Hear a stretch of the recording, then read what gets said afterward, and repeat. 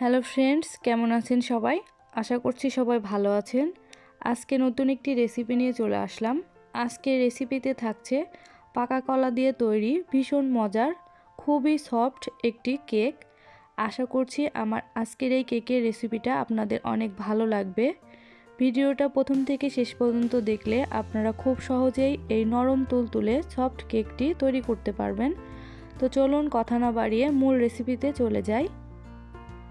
আমি এখানে কেক তৈরির জন্য 3টা পাকা কলা নিয়েছি। কলাগুলো অবশ্যই বেশি পাকা হতে হবে। দেখুন কলার গায়ে অনেকটা কালো দাগ হয়ে গেছে। কলা যত পাকা হবে কেকটা খেতে ততটাই ভালো লাগবে। আমি এক এক করে কলাগুলো ছিলে নিচ্ছি। সব কলাগুলো ছিলে নেওয়া হয়ে গেছে। আমি এখন একটি কাঁটা চামচের সাহায্যে কলাগুলোকে ম্যাশ করে নেব। কিছু কলা ম্যাশ হবে, কিছু কলার অংশ গোটা থাকবে। এমন করে কলাগুলোকে ম্যাশ করে নিতে হবে, তাহলে কেকটা খেতে অনেক ভালো লাগবে। সব কলাগুলো খুব ভালোভাবে ম্যাশ করে নিয়েছি। এখন দিয়ে দিলাম রুম টেম্পারেচারে থাকা 2টা ডিম। আপনাদের ডিম ফ্রিজে থাকলে 30 মিনিট আগে ডিম বের করে নেবেন। দিয়ে দিচ্ছি 1 কাপ পরিমাণ চিনি। দিয়ে দিচ্ছি 1/3 কাপ সয়াবিন তেল। এখন সব কিছু খুব ভালোভাবে একটি হ্যান্ড উইক্সের সাহায্যে আমি মিশিয়ে নিব। এই কাজটা আপনারা চাইলে কাঁটা চামচ বা যে কোনো চামচের সাহায্যে মিশিয়ে নিতে পারেন। এভাবে মিশাতে মিশাতে যখন দেখবেন চিনি গলে গেছে, তখন বুঝবেন মিশ্রণটি রেডি হয়ে গেছে। এই কেকটি তৈরি করা খুবই সহজ এবং খুব বেশি সময়েরও প্রয়োজন হয় না, কারণ এই কেকের ব্যাটারটি খুব বেশি ফেটানোর প্রয়োজন নাই। যতক্ষণ না চিনিটা গলবে ততক্ষণ পর্যন্ত হালকা করে একটু মিশিয়ে নিলেই হবে।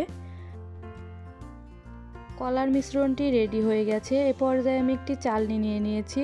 দিয়ে দিচ্ছি 1.5 কাপ পরিমাণ ময়দা। ময়দার পরিবর্তে আপনারা আটাও ব্যবহার করতে পারেন। দিয়ে দিচ্ছি 1 চামচ পরিমাণ বেকিং সোডা। দিয়ে দিচ্ছি 1/2 চামচ পরিমাণ বেকিং পাউডার। এই কেকটিতে বেকিং সোডা ও বেকিং পাউডার দুটোই লাগবে। এখন সব কিছু খুব ভালোভাবে চেলে নিচ্ছি। শুকনো উপকরণগুলো খুব ভালোভাবে চেলে নিলে কেকটি অনেক স্মুথ হবে, কারণ ময়দাতে অনেক সময় দলা বেঁধে থাকে। দেখুন এই দলাগুলো এখন ফেলে দিব। এখন একটি স্প্যাচুলার সাহায্যে খুব ভালোভাবে সব কিছু মিশিয়ে নিচ্ছি। হালকা করে মিশিয়ে নিতে হবে। মিশানোর কাজটা একটু সময় নিয়ে করতে হবে। সব কিছু খুব ভালোভাবে মিশিয়ে নেওয়া হয়ে গেছে। এ পর্যায়ে দিয়ে দিচ্ছি 1 চা চামচ ভ্যানিলা এসেন্স।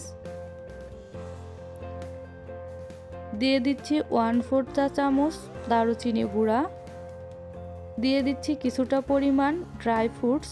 আমি এখানে কাজু বাদাম ও কিছুটা কিশমিশ নিয়েছি। এখন সব কিছু খুব ভালোভাবে আবারও মিশিয়ে নিচ্ছি। ড্রাই ফ্রুটসগুলো দিলে কেকটা খেতে অনেক ভালো লাগবে।